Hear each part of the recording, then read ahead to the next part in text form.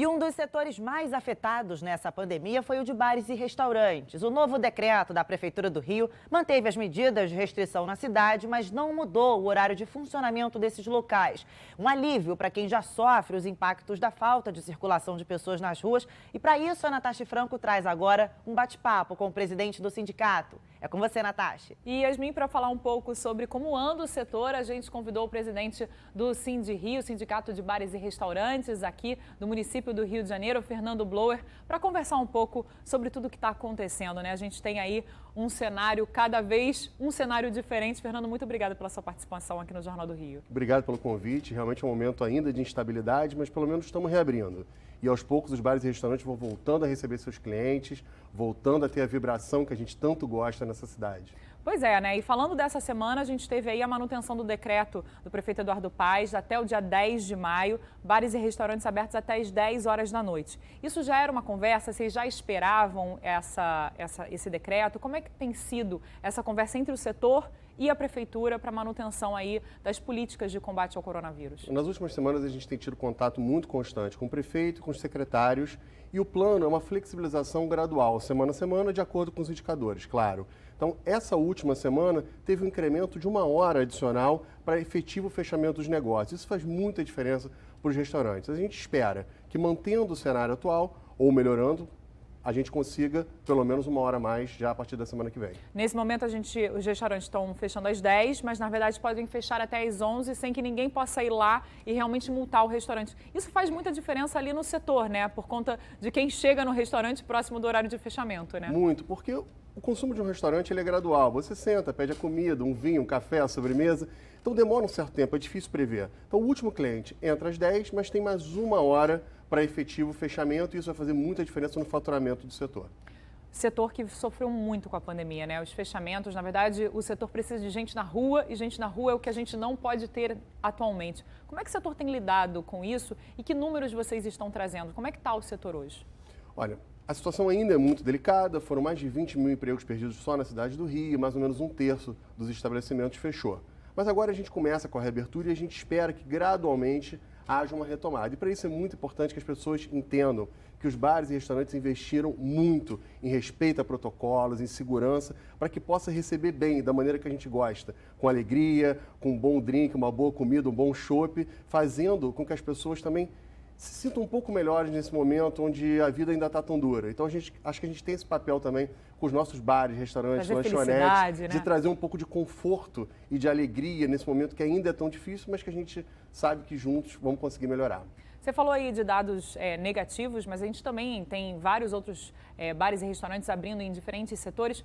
Fala um pouco do centro da cidade, que eu acho que é muito característico nesse momento. Eu acho que é o local onde vocês vão ter que ter um olhar mais ferrenho para tentar retomar aquele setor. O que vocês têm visto do centro da cidade e o que é possível fazer com o centro da cidade para que no pós-pandemia a gente tenha o centro que a gente conhecia de volta? Será que teremos esse centro? O centro realmente é um bairro que está sofrendo mais e já vinha num processo mais difícil mesmo antes da pandemia. Segurança era um grande problema, Segurança, né? Sem dúvida, informalidade.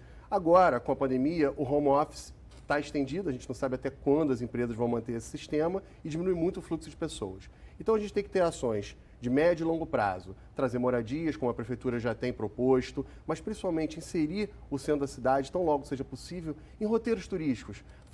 O centro da cidade é uma joia do Rio de Janeiro e do Brasil. E se a gente olhar para isso com esse carinho, a gente vai conseguir resultado. E a gastronomia é parte disso. Tem restaurantes centenários lá. Isso faz parte da nossa cultura e a gente tem que valorizar. E é uma região muito bonita da cidade, é uma região que, como você falou, conta história, mas é uma região que você consegue circular por ela inteira sem que você precisa pegar um transporte público às vezes. Então, você pode tomar café num lugar, almoçar no outro, lanchar no outro e continuar no centro da cidade, né? Exatamente. E agora o turismo doméstico também tem aumentado muito por conta do fechamento de fronteiras. Então, acho que faz parte a gente mostrar para o brasileiro e para o cidadão fluminense, aqueles que vêm de outras cidades do estado do Rio para passar o final de semana na cidade, o que a gente pode fazer. E, ao mesmo tempo, olhar também para o estado. O estado tem valor gastronômico gigantesco. Você tem produção de toda sorte, de laticínios, de produtos artesanais, de bebidas. Então, tem muito restaurante bacana também no interior do estado que merece ser visitado. Quando a gente fala muito de bar e restaurante, a gente lembra daquilo que está do lado da nossa casa, né? E hoje isso é extremamente importante para o setor, é valorizar a sua região, né? Muito. O nosso setor é formado basicamente por empresas de pequeno porte. Existem também grandes empresas operando, mas, sobretudo, é muita empregabilidade e muita gente vivendo do dia a dia daquilo. Então, faz parte valorizar aquele pequeno comerciante do seu bairro. Vai lá, toma um suco, toma um café, bate um papo, toma um chopp. Isso vai fazer muita diferença e vai ajudar com que na retomada a gente tenha um Rio de Janeiro ainda melhor. Existiram várias campanhas nesse sentido, né? Exatamente dos bares mostrando, vem aqui, come o meu salgado. Ou se você não pode vir aqui, pede pelo menos o meu salgado para ele chegar aí na sua casa e assim sucessivamente, né? O delivery acabou sendo, né, uma válvula de escape nesse tempo de restrições e vai continuar. Mas acho que é importante esse consumo local, esse olho no olho, essa valorização daquilo que existe de mais genuíno na nossa cidade. Os bares, os botequins, as lanchonetes. O Rio de Janeiro ele é muito rico e muito diverso. A gente inventou um monte de coisa bacana, as casas de sucos, as churrascarias.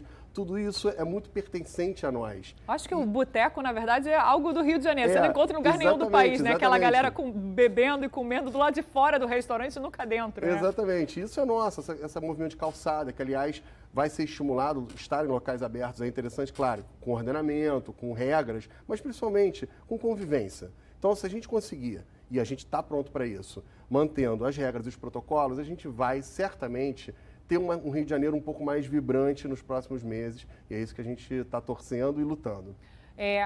As medidas de restrição à pandemia, elas vêm normalmente em decretos municipais. Existem diferentes regras para diferentes setores, automaticamente é um pouco mais difícil. Como é que foi a adaptação do setor, de uma maneira geral, para conseguir lidar com esses mini protocolos? Porque há uma redução aí no fluxo de pessoas, você às vezes atendia 100 pessoas no restaurante, você passou a atender 50, exatamente para ter o distanciamento. Foi preciso investimento do setor também nisso?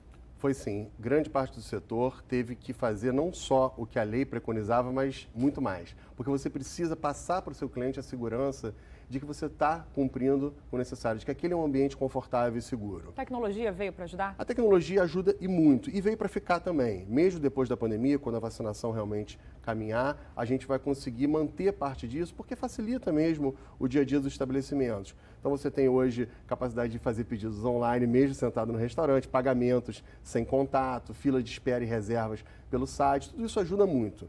Mas acho que o principal é que esses negócios olharam para frente porque eles já tinham na sua base a cultura de respeito a normas de vigilância sanitária. Isso faz parte do setor.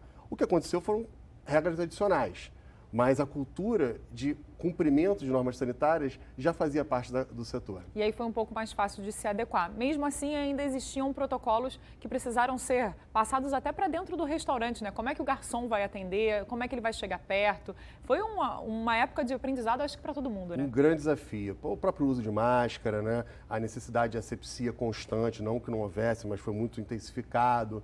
O cuidado também até com o cliente, porque o cliente, ele é parte desse processo. Não adianta só o funcionário estar respeitando as regras. O cliente também tem que respeitar e esse contato às vezes não é tão fácil de você mostrar para o cliente. Até para tirar ele do restaurante na hora certa do fechamento para não virar multa, ele usar né? a máscara enquanto estiver caminhando entre as mesas, etc. Então, acho que é um aprendizado para nós todos como sociedade. A gente está crescendo, a gente está amadurecendo e a gente está entendendo que se todos cumprirem o que é necessário, a gente vai sair disso mais rápido. Acho que é uma nova realidade para todo mundo e eu acho que todo mundo aprende com tudo, né, no final das contas. Exato. Agora, tem uma coisa que eu sei que não vai mudar. Um bom chopp gelado, uma boa comida vai continuar tendo seu valor e quando tudo isso passar, os bares e restaurantes vão estar prontos para receber o Carioca e o Fluminense. E o Carioca gosta exatamente disso, né? De estar ao ar livre o tempo inteiro, então acho que isso vai fazer uma grande diferença quando tudo voltar. O Carioca vai estar de volta, né? Sem dúvida, o Carioca vai estar lá, isso faz parte da nossa cultura, da nossa tradição, do nosso comportamento e daquilo que a gente gosta, né? De ser leve, de ser feliz na cidade que a gente vive. Espero que a gente reencontre esse bem-estar o quanto antes. Fernando Bloer, presidente do Sindi Rio, muito obrigado pela sua entrevista. Obrigado. É isso, Yasmin, a gente volta com você aí no estúdio.